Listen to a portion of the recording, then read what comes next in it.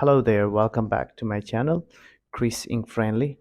In today's video, I'm going to teach you how to write an essay, a discursive essay.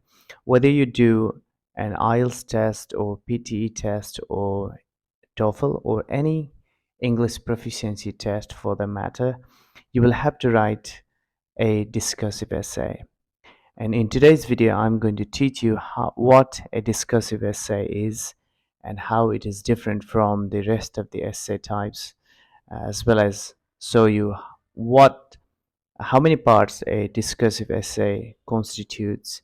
And finally, I'm going to show you how to write a good introductory part to a discursive essay and provide three different samples to one particular question type. I hope you watch this video till the end, and after watching this video, I hope you derive a lot of benefit from this video. And if you want me to post similar videos or make videos about writing or reading, listening, or speaking on whatever skills, please do feel free to ask me to do so in the comment sections below. Good luck. A discursive essay is an essay on a topic of common academic concern. This type of essay requires one to present arguments on a topic that is common to people from around the world, which means that a discursive essay is normally written on a topic of common academic interest, and this is understood by educated people from around the world. And this type of essay requires one to discuss relevant arguments, ideas, as well as make one's opinion or position on the topic clear. You should make your opinion or position clear in a discursive essay. Like every other essay type, a discursive essay consists of three different parts: the introduction, the body paragraphs, and the conclusion. A discursive essay is different from other types of essay. For example, it's different from a personal essay because in a personal essay, you can write about your personal experiences or write about your personal topic or topic of your choice, such as you can write an essay about your country, you can write an essay about your hometown, your favorites, your dislikes, and so on. However, in a discursive essay, you are supposed to give your arguments on a topic of academic interest. The introduction should contain three things, or at least two things, when you write a discursive essay. You should begin your introduction with a sentence or two that covers the broad topic. For example, open your essay or introduction with one sentence or two that relates to the main topic. Maybe the topic is about education, it is about technology. After you've written a sentence or two about the broad topic, your next job is to restate the text. However, make sure that you do not copy out exactly the same words as in the text. The vast majority of students make this mistake by copying exactly the same words as in the text. Remember, this is an English proficiency test, and this essay checks your ability to write a good essay as well as your ability to use language. So make sure that you do not copy exactly the same words. And the last thing you should do while writing an introduction to a discursive essay is to write a sentence or two to make your opinion on the task clear. However, please do not copy exactly the same words as in the question. You can state your opinion in the concluding paragraph if you haven't made it clear in the introductory part. Once you've written a good introduction, you should move on to writing the body paragraphs. However, there are a few things to keep in mind while writing the body paragraphs. The rule is that you should discuss only one main idea in a paragraph.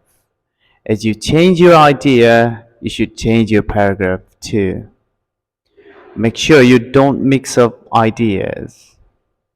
What normally happens is that students usually don't make plans and they do not think about the relevant ideas in advance. So they tend to write whatever comes up in their mind. So chances are that they mix up ideas.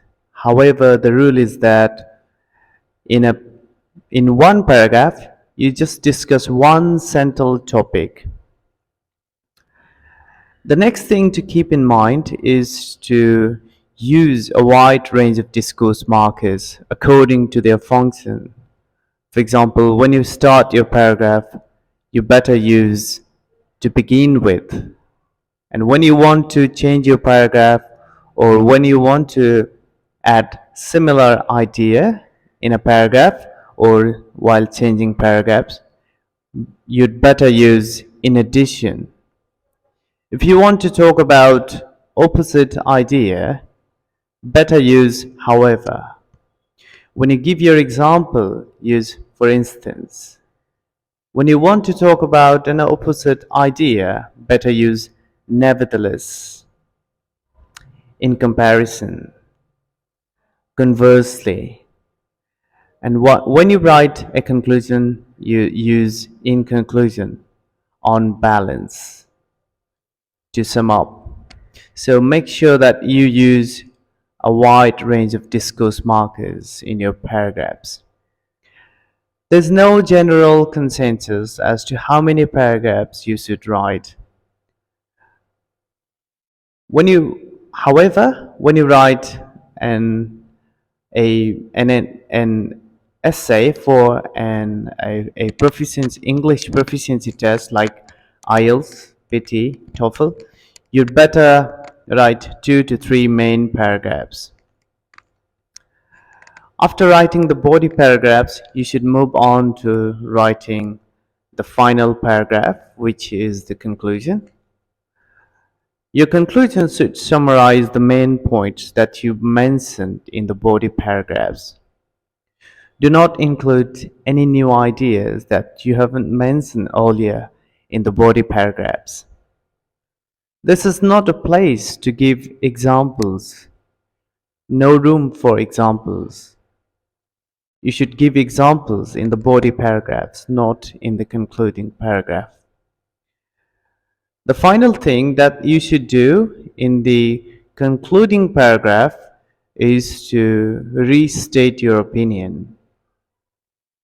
The same opinion as you mentioned in the introductory part.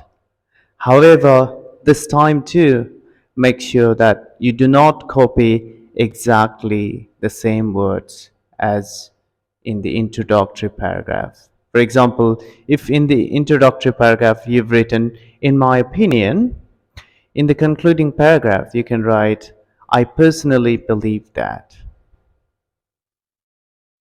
As I mentioned earlier, while writing a good introductory paragraph to a discursive essay, you should keep a few things in mind. For example, you should write a sentence or two to cover the main idea or the main topic, followed by restatement of the text in your own words and adding a sentence or two to make your opinion on the text clear.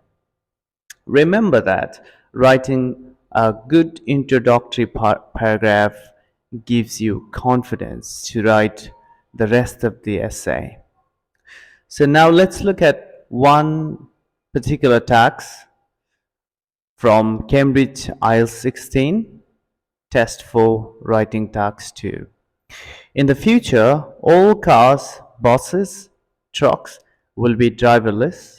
The only people traveling inside these vehicles will be passengers. Do you think the advantages of driverless vehicles outweigh the disadvantages? Give reasons for your answer and include any relevant examples from your own knowledge or experience.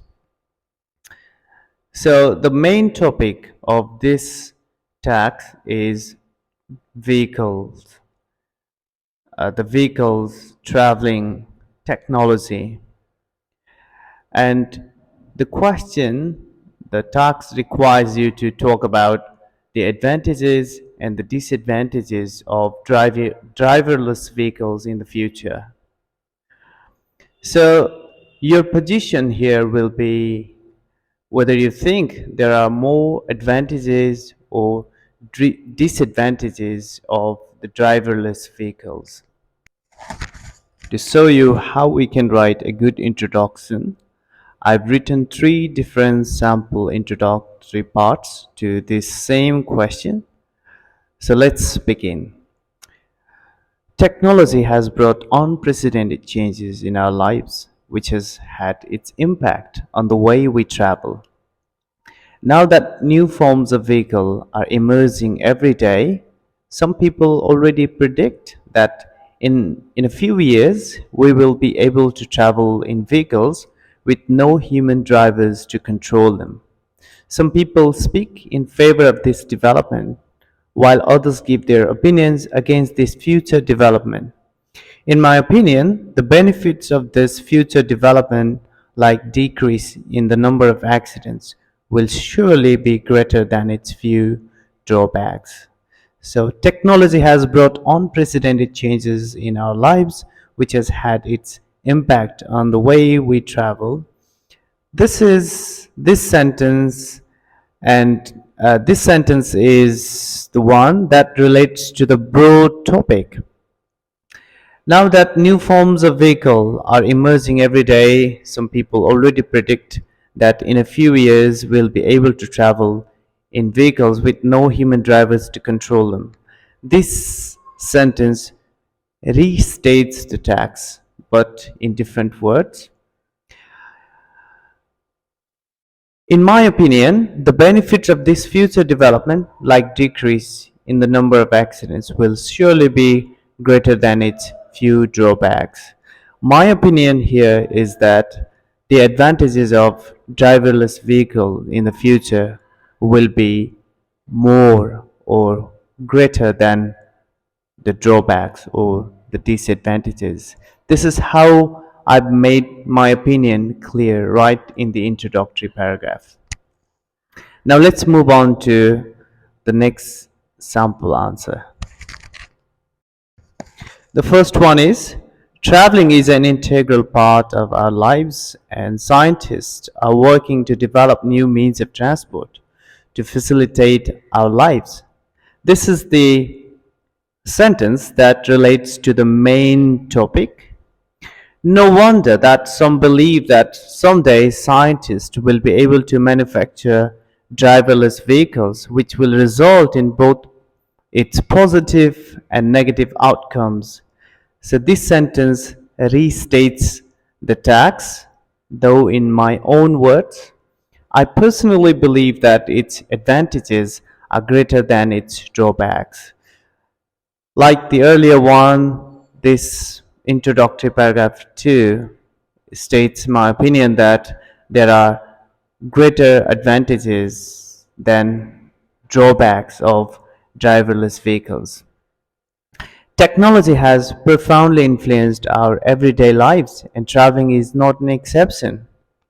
This too is a sentence that relates to the broad topic. In an effort to make our traveling more convenient, scientists are developing driverless vehicles. I think this future development, brings to our lives more benefits than drawbacks. So here again, my opinion is that the benefits of driverless vehicles are greater than its drawbacks.